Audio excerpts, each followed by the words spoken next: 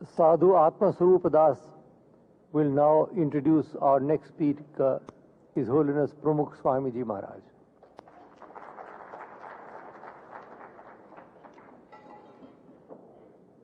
His Divine Holiness Pramukh Swami Maharaj is the spiritual leader of the International Hindu Movement, BAPS Swaminarayan Sanstha.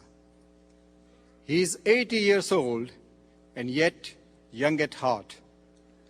He holds a record in the Guinness Book of World Records as having consecrated 355 Hindu temples in 11 countries. He has created a society free from addictions, crime, and violence, and charged with the spirit of selfless service. He exemplifies the credo, "In the joy of others lies our own." His message is to live in communion with God and in harmony with humanity. It is my pleasure to request His Divine Holiness Pramukh Swami Maharaj to address this inaugural Peace Summit. You can hear the translation on the earphones. Thank you.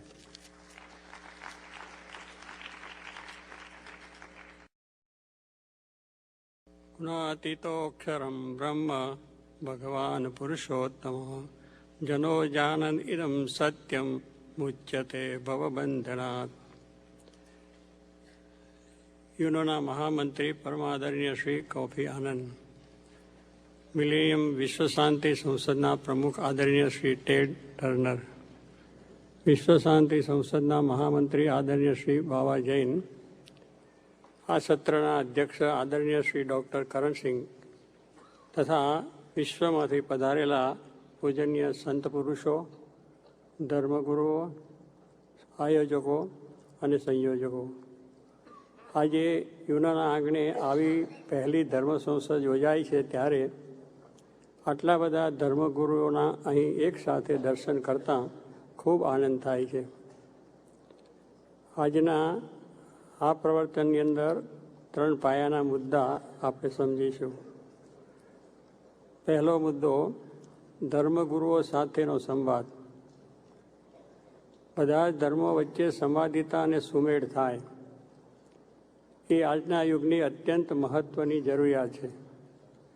એ માટે ધર્મગુરુએ એકબીજા સાથે આત્મીયતાથી વિચાર વિમર્શ કરવો જોઈએ. 1984માં જ્યારે અમે વેટિકનમાં નામદાર પોપને મળ્યા ત્યારે પત્રકારોએ પૂછ્યું કે 2 ધર્મોના ગુરુઓની આ મુલાકાતથી શું લાભ થશે. અમે જણાવ્યું કે પરસ્પર જ્યારે ધર્મના ગુરુઓ મળે ત્યારે તે ધર્મના આશ્રિતો વચ્ચે દ્વેષ ઘટે છે અને સંવાદિતા વધે છે. જેમ આર્ચબિશપ ઓફ કેન્ટરબરી શુભ ભાવનાથી લંડનમાં અમારા સ્વામિનારાયણ હિન્દુ મિશન મંદિરે પધારેલા, તેમ અમે પણ બેથલેહેમ અને જેરુસલેમ ગયેલા અને ત્યાંના ધર્મગુરુ સાથે વિમર્શ કરેલો. એટલે જ અમે કહીએ છીએ કે પરસ્પર પ્રીતિ પ્રસરાવે તે ધર્મ. આપણે જીવસૃષ્ટિનું મહત્ત્વ અને વિવિધતાને સમજ્યા છે અને દરેક પ્રકારની જીવસૃષ્ટિની વિવિધતા જાળવવા પ્રયત્ન કરીએ છીએ. તો પછી ધાર્મિક વિવિધતાનું શું? દરેક ધર્મને ટકવા દેવો જોઈએ. તેમને પોતપોતાની રીતે વિશ્વની સેવા કરવા દેવી જોઈએ. માનવ ઇતિહાસની આ ઘડીએ આપણને ધર્મગુરુને એવું ન હોવું જોઈએ કે વિશ્વમાં કેવળ પોતાનો જ ધર્મ હોય, પરંતુ એવું સ્વપ્ન સેવવું જોઈએ કે આ વિશ્વમાં બધા ધર્મો સંપીને રહે. જેમ આપના આશ્રિતો સંપથી આપનો ધર્મ, જેમ આપના આશ્રિતોના સંપથી આપનો ધર્મ સબળ અને સુરક્ષિત બને છે, તેવી જ રીતે બધા ધર્મોના સંપ અને સુમેળથી આપનું ભવિષ્ય સબળ અને સુરક્ષિત બનશે. આપણે એ યાદ રાખવું જરૂરી છે કે વિશ્વમાં વિકસેલી દરેક સભ્યતા, સંસ્કૃતિ અને ધર્મ તેના મૂલ્યો જ્ઞાન અને દર્શનથી સમૃદ્ધ એવી સોનાની ખાન સમાન છે. આવો આપણે આ વારસાને વહેંચીએ. ઋગ્વેદના સમયથી હિન્દુઓએ વૈશ્વિક વિશાળતાને પ્રબોધી છે. રાગ દ્વેષ રહિતના સુંદર વિશ્વની વિભાવના.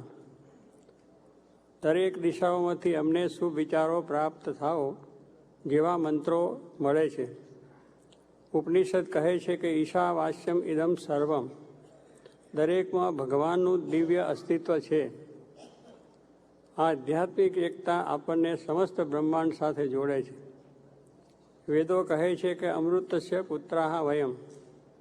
આપણે બધા પરમાત્માના પુત્રો છીએ. ભગવાન સ્વામિનારાયણ કહે છે કે આપણે સહુ આત્મા છીએ, નાત જાત દેશથી પર છીએ. અને અમારા ગુરુ યોગીજી મહારાજ પણ કહેતા કે મારું એ સારું નહીં, પણ સારું એ મારું. બીજી એમની એક બીજી ભાવના પણ એ ગુરુની હતી કે ભગવાન સર્વનું ભલું કરો. એમાં કોઈ નાત જાત ભેદ નહીં.